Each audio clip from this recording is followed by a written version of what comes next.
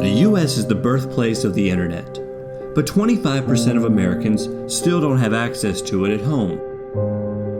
We often think of poverty as an urban issue, but low-income regions in states like Florida, Louisiana, Oklahoma, New Mexico, South Dakota, and even Texas still lag behind when it comes to the web access enjoyed by the rest of the nation.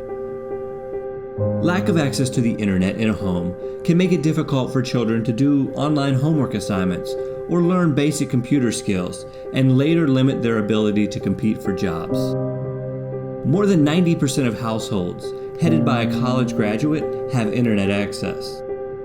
Fewer than 50% of households led by someone with less than a high school education are plugged into the internet. So in other words, the people who could benefit the most from the latest technology are the least likely to have access to it.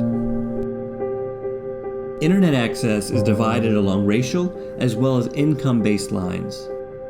77% of white households have internet access, compared with 67% of Hispanic households, 61% of African American households, and 58% of Native American households.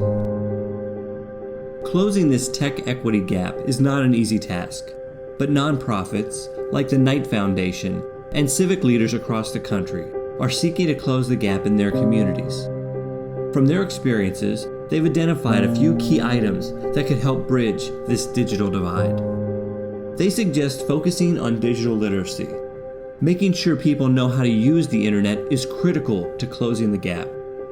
Sometimes we don't stop to think just how integral the internet has become in everyday tasks, like paying bills, applying for jobs, searching for medical information, and helping kids with homework. They also stress the importance of providing access to free or low-cost computers. This is a significant barrier for many low-income families. It's also important to remove other financial barriers. Just because a family has a computer, other things still cost money.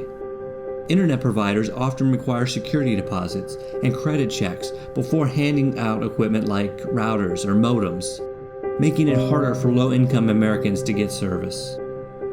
Supporting low-income families means finding solutions for these additional costs as well. We need to find lower rates. The average rate for monthly internet access in this country is $30. And that number is still prohibitive for many low-income families.